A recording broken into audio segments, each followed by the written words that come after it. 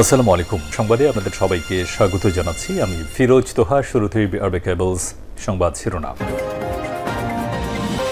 জানিয়ে দেব এই মুহূর্তে হাতে পাওয়া সর্বশেষ গুরুত্বপূর্ণ আপডেট বাংলা সংবাদ। শুরুতেই থাকছে একদিনের জন্য হলেও শেখ হাসিনাকে আয়নাঘরে যেতে হবে। স্বৈরাচার শেখ হাসিনাকে একদিনের জন্য হলেও আয়নাঘরে যেতে হবে বলে মন্তব্য করেছেন বিএনপি চেয়ারপারসনের উপদেষ্টা জয়নুল আবেদীন ফারুক। তিনি বলেছেন, ভারতে বসে শেখ হাসিনা আরামে কফি খাচ্ছেন, পার্কে ঘুরে বেড়াচ্ছেন, আপনাকে বাংলাদেশে আসতেই হবে, বিচারের মুখোমুখি দাঁড়াতেই হবে। আপনি যদি খালেদা জিয়াকে জেলখানায় পাঠাতে পারেন তাহলে আপনাকেও কাশিমপুর কারাগারে যেতে হবে।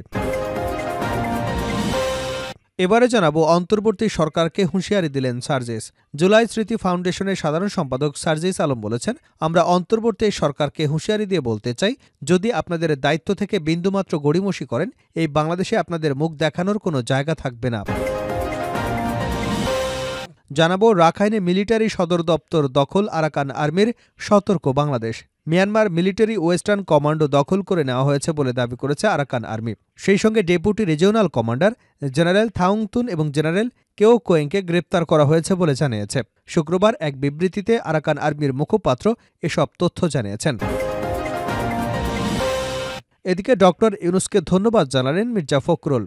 মাইক্রো ক্রেডিট কার্যক্রমের জন্য নোবেল বিজয়ী অর্থনীতিবিদ এবং অন্তর্বর্তীকালীন সরকারের প্রধান উপদেষ্টা ডক্টর মোহাম্মদ ইউনূসকে ধন্যবাদ জানিয়েছেন বিএনপির মহাসচিব মির্জা ফখরুল ইসলাম আলমগীর। এবারে থাকছে উপদেষ্টা হাসান আরিফ মারা গেছেন। অন্তর্বর্তীকালীন সরকারের ভূমি মন্ত্রণালয় এবং বেসরকারি বিমান পরিবহন ও পর্যটন মন্ত্রণালয়ের উপদেষ্টা এএফ হাসান আরিফ মারা গেছেন।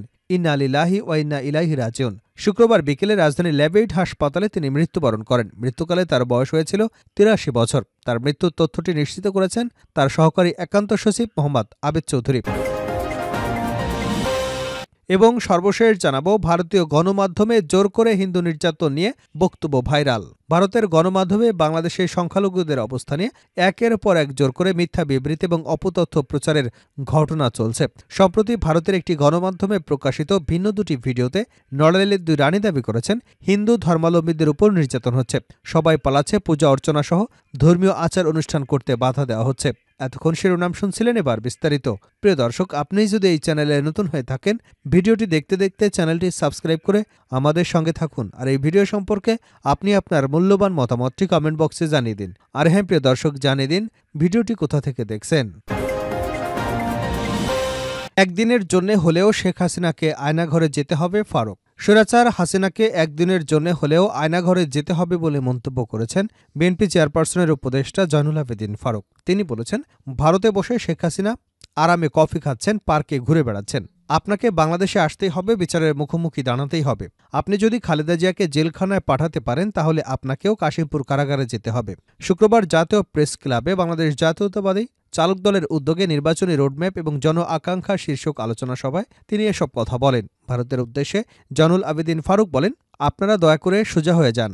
বিজয় দিবস নিয়ে মমতা কি বলল, মোদি কি বলল, তাতে আমাদের কিছু যায় আসে না। বিএনপির ৩টি সংগঠন আগরতলার উদ্দেশ্যে লং মার্চ করেছে। আগরতলার পাশে ব্রাহ্মণবাড়ি আছে। ভারতের জন্য ব্রাহ্মণবাড়িয়াই যথেষ্ট। বাংলাদেশের মানুষ অনেক সচেতন, গরিব হতে পারে কিন্তু মনটা অনেক বড়। তিনি বলেন, জাতীয়তাবাদী শক্তিকে নষ্ট করার জন্য আবার ষড়যন্ত্র চলছে। শহীদ জিয়ার জনপ্রিয়তাকে নষ্ট করবার ষড়যন্ত্র চলছে। দেশে আওয়ামী লীগের লোকজনে ঝামেলা সৃষ্টি করে বিএনপির উপর দায় চাপানোর চেষ্টা করছে। বাংলাদেশে অন্য ধর্মের মানুষ ভালো আছে। ১৬ ডিসেম্বর অনুষ্ঠানে উসমানী কেন এলেন না এমন প্রশ্ন রেখে বিএনপির সাবেক এই চিফ হুইপ বলেন, তাকে কি আসলে আসতে দেওয়া হয়নি? হেলিকপ্টার আসলে কি খারাপ ছিল, নাকি পাকিস্তান আত্মসমর্পণ করবার পর অত্যাধুনিক সব অস্ত্র ভারতে নিয়ে যাওয়ার পরিকল্পনা ছিল? আপনারা সহযোগিতা করেছেন, তাই আমরা কৃতজ্ঞ। কিন্তু পাকিস্তানের ৫০০ টাকার নোটগুলো আপনারা নিয়ে গেছেন। তখন ইন্ডিয়ার ১ টাকাও পাকিস্তানের ১ টাকা কত ছিল? অন্তর্বর্তী সরকারের প্রতি আহ্বান জানিয়ে তিনি বলেন, তাদের কথা চিন্তা করার দরকার নেই, বাংলাদেশের মানুষের কথা চিন্তা করুন। সামনে রোজা আসছে, আওয়ামী লীগের কোনো লোকজন যাতে সিন্ডিকেট করতে না পারে সে বিষয়ে দৃষ্টি রাখুন।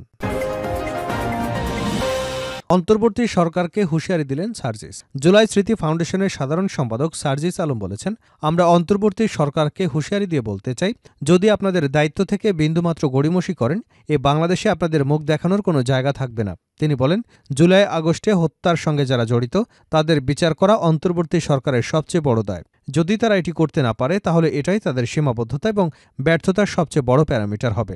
শুক্রবার দুপুরে খুলনা জেলা শিল্পকলা একাডেমিতে ছাত্র জনতার আন্দোলনে শহীদ পরিবারের হাতে আর্থিক অনুদান তুলে দেওয়ার সময় এসব কথা বলেন তিনি।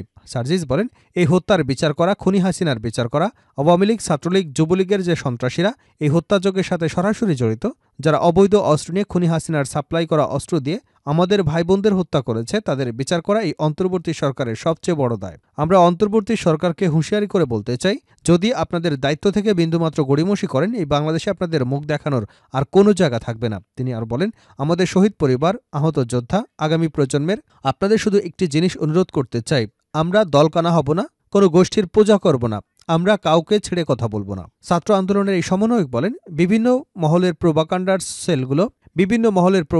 সেলগুলো বক্তব্যের খণ্ডাংশ নিয়ে কোনো ঘটনাকে ভিন্নভাবে উপস্থাপন করে নোংরা রাজনীতি করবার অপচেষ্টা করছে কিনা এটাও খেয়াল রাখা দরকার। এই অভ্যুত্থানের সাথে সম্পর্কিত মানুষগুলোকে বিভিন্নভাবে গুজবের মাধ্যমে প্রশ্নবিদ্ধ করবার চেষ্টা করছে কিনা এই জিনিসগুলো পর্যবেক্ষণ করবার মানসিকতা আমাদের মধ্যে রাখতে হবে।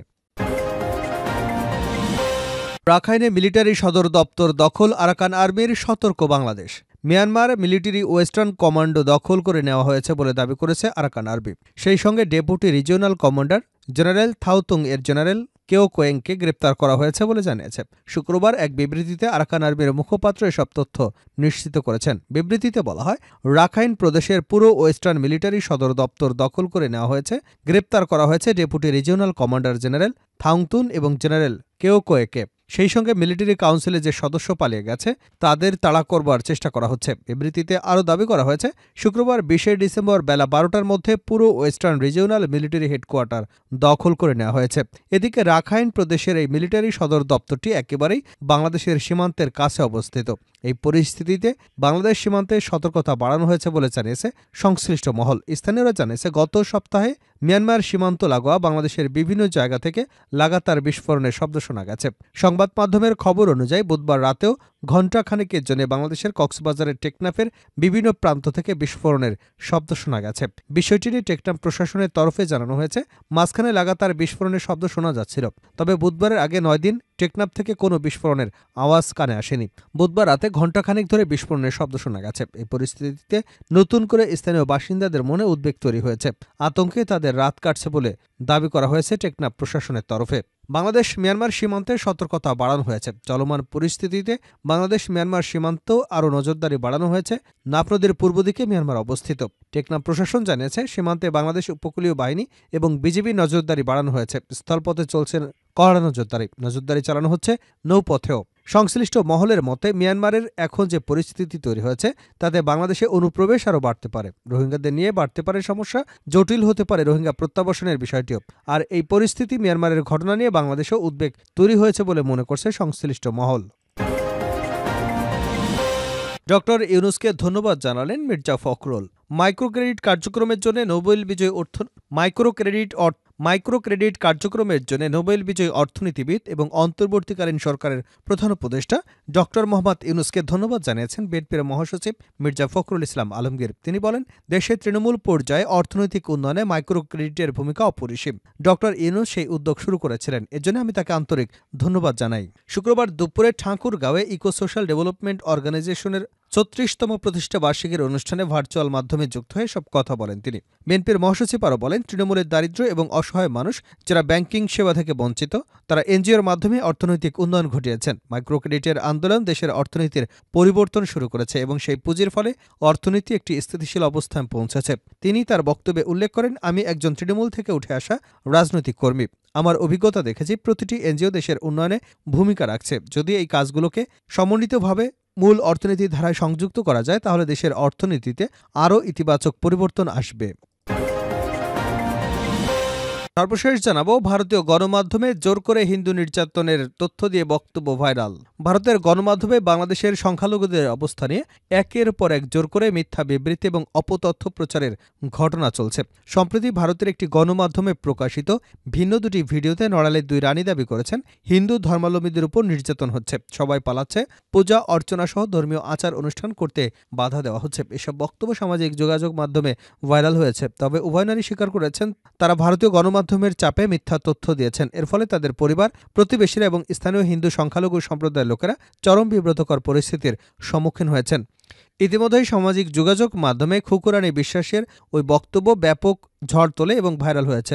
তবে এই বক্তব্যের সত্যতা যাচাই করতে সরেজমিনে ওই এলাকায় গিয়ে জানা যায়, ভারতে গিয়ে বাংলাদেশের বিরুদ্ধে গণমাধ্যমে মিথ্যা ভিত্তিহীন বক্তব্য দিয়ে অপপ্রচার করায় বিস্ময় প্রকাশ করেছেন খুকুরানী বিশ্বাসের পরিবারের সদস্যসহ স্থানীয়রা। খুকুরানী বিশ্বাসের ছেলে অমলেন্দু বিশ্বাস বলেন, আমার মা ভারতীয় গণমাধ্যমে যে বক্তব্য দিয়েছেন আমি সেটি সবটুকু শুনেছি। আমি ওই বক্তব্য দেখার পর মায়ের সঙ্গে কথা বলেছি। মা জানিয়েছেন তাকে ভারতীয় সাংবাদিকরা বলেছেন একথা বললে বাংলাদেশের হিন্দু বা ইসকনদের ভালো হবে। তাকে ভুল বুঝিয়ে এবং প্ররোচিত করে তার কাছ থেকে এক প্রকার জোর করে এই বক্তব্য নিয়েছে। এটি সম্পূর্ণ মিথ্যা এবং ভিত্তিহীন বলে মত দিয়েছেন তিনি। এ সময় ছেলের মোবাইল ফোনের ভিডিও কলে ভারতে অবস্থানরত খুকুরানী বিশ্বাস কান্নাজড়িত কণ্ঠে দাবি করেন, আমি যা বলেছি ভুল করে বলেছি। বাংলাদেশি হিসেবে আপনারা আমাকে ক্ষমা করে দেবেন, আমি অসুস্থ হয়ে পড়েছি।